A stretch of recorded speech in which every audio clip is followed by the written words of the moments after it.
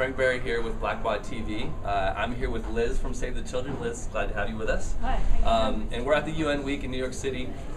Liz, maybe you can tell us a little bit about yourself and what Save the Children is all about. Sure. My name's Liz Scarff and I work for Save the Children in the UK News Team, and I'm the digital media manager there. So my job is to look at is to work with communities and to think about how we can tap into communities to promote Save the Children's work. Right.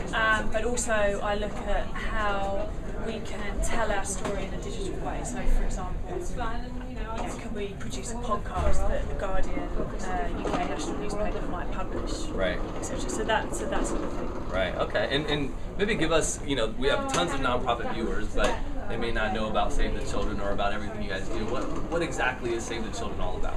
So Save the Children is all about children, as the name suggests. Got it. So in a nutshell, we campaign for children's rights, and we save children's lives. Got it.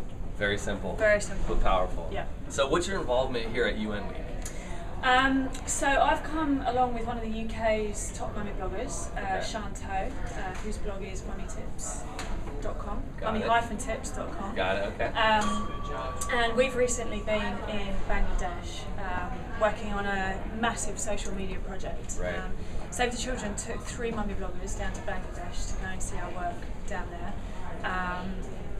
We went down into the south rural part of Bangladesh and we met Save the Children health workers, we met mums, we met children, and we learned about what life was like in Bangladesh. And we learned what simple things can essentially save lives.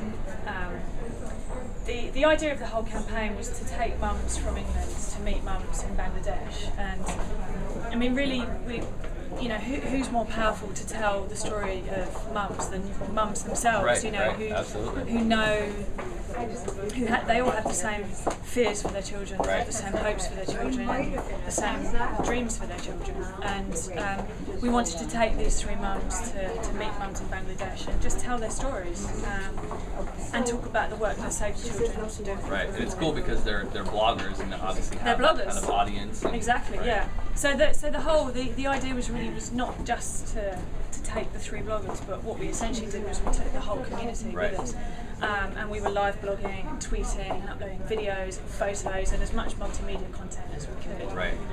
And what happened was we had 10 million people following us on Twitter. Wow. A reach of 10 million on Twitter, which is just incredible. It's amazing. We had you might beat out Oprah or something like that. Sorry? You might beat out Oprah or something like that in terms of Twitter. Yeah, followers. maybe. Yeah. Well, celebrity mummy bloggers. Yeah. We had over 150 mums from the UK mummy blogging community writing their own blogs.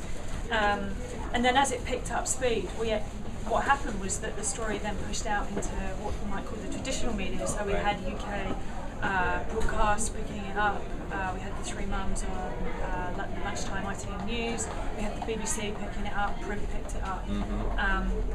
And so the whole project just kind of grew and ballooned and mushroomed into this incredible digital campaign. Right, that's amazing. So as far as UN Week goes, are you kind of here helping to tell that story and keep pushing it out? Exactly, yeah. Okay. So, I mean, the reason that we were in Bangladesh was to promote and push Save the Children's Everyone campaign. Okay. And it's all about the MDGs and achieving the MDGs, and in particular MDG 4 and MG 5. And so we then brought Sean along to New York to continue the story and to continue pressing for change, because we know that the solutions are simple, they're cheap. It's what we need is a change in political will. Right. Yeah. Amazing stuff. So again, we have kind of thousands of nonprofit viewers, and you guys are doing some really cool stuff with digital media. How do you think other nonprofits can start to use social media and digital media to do good in the world? I think one of the key things is that you have to let go. You have to let go of the control. When we were in Bangladesh, I never told the bloggers what to write or tried to influence them in any way. The key to it was we wanted their community and their viewers to hear things in their own words. Right. And that's authentic, and I think that is why that is why it works so well, and I think that's the best advice that I would give to other non-profits. Right. And once you do that, I mean, we took 3 women out into the field, but we took the whole community with us. You know, these hundreds of thousands of people came with us and followed our journey and our story, and it's because they were interested in, you know, it was the 3 mummy bloggers that they were interested in, and they were interested in it from their personal, authentic point of view. Right, and obviously supporters of the overall mission and things like that. Yeah, right? I mean, they wouldn't have been initially, but they were incredible, to be honest. You know, the way that they took the calls on, and they were so passionate, and it was almost like we then started to crowdsource the campaign, because the community were asking celebrities to retweet our message. They were writing blogs. They were, you know, they were demanding a Twibbon and, you know, a blogger badge. And, you know, at one point the blogger badge disappeared. We had a problem with the code, and I just had an army of women after me saying, "Where's our badge? Where's our badge?" Yeah, and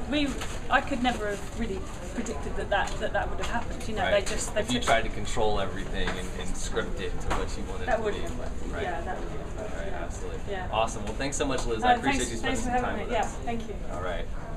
Sweet.